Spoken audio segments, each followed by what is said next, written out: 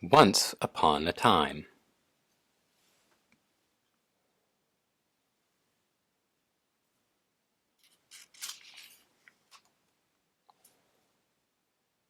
Once upon a time. Story of the Frog Prince, illustrated by Elizabeth Webbe.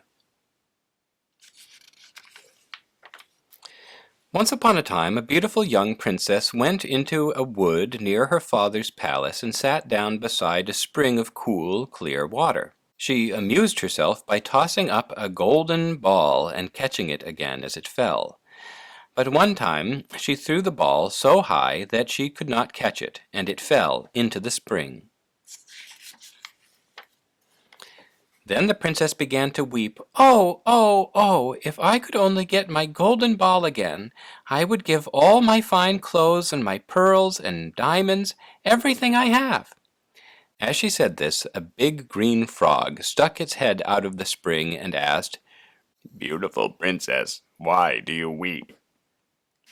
"Alas," said the princess, "my golden ball has fallen into the spring." "I do not want pearls and diamonds and fine clothes," croaked the frog. "But if you will let me live with you in the palace and eat from your own gold plate and sleep on your own white pillow, I will bring you your ball." "What a silly frog," thought the princess. "He can never climb out of the spring and up the steps of the palace. But perhaps he can get my ball again. So I had better promise him what he wants." So she said to the frog, "If you will bring me my ball from the spring, I promise everything you ask." At once the frog dived deep into the spring, and when he had popped his green head out of the water again, sure enough the ball was in his mouth. He tossed it out on the ground, and the princess ran to pick it up. She was so happy to have it again that she never gave a thought to the frog, but ran home as fast as she could. She did not stop even to say thank you. Next day, just as the princess sat down to dinner, she heard a strange noise, flop, flop, flop, slowly coming up the marble staircase. Soon after, there came a thump low down at the door, and a hoarse voice said, "Beautiful princess, open your door, that I may come in and go out no more. Have you forgotten the vows you have made by the woodland spring in the oak tree's shade?" The princess ran to the open door, and there at her feet sat the frog. She was so frightened when she saw his fat green body and his wide mouth that was trying to smile, that she shut the door in his face. "Who was it, daughter?" asked the king. "What has frightened you?" "There is an ugly frog at the door," she said, "and he wants to come in. Last night I dropped my golden ball in the spring, and he dived down and brought it out for me. I promised him that he might live with me here and be my playmate, but I felt sure that he could never, never get out of the spring." The king said kindly but very firmly to his daughter, "Princesses never break their word. You must keep your promise. Let him in."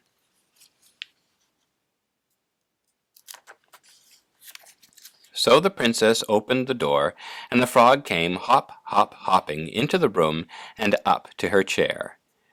"Pick me up and put me in the table at your side," he said to the princess, and the princess dared not refuse.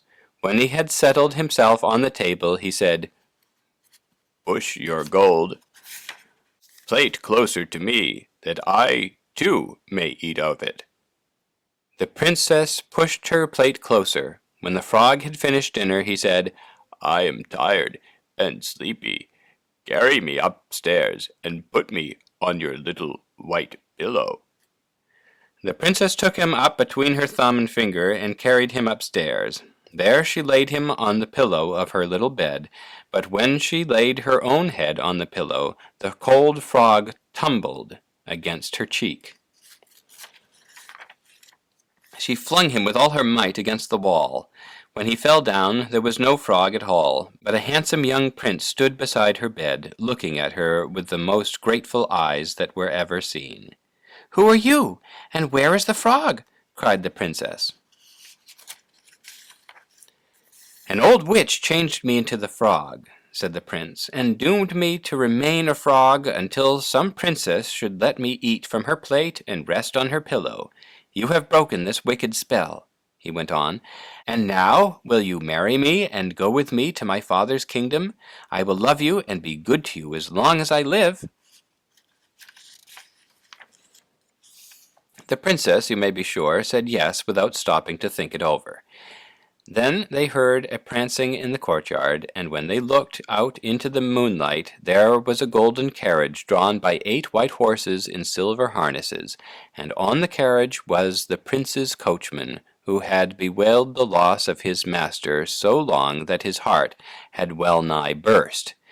He had put 3 strong iron bands about it, lest it should break from grief and pain. But as they all set out merrily for the prince's kingdom, crack, crack went the iron bands, for the heart of the coachman, swelling with joy, snapped them one after another. The end.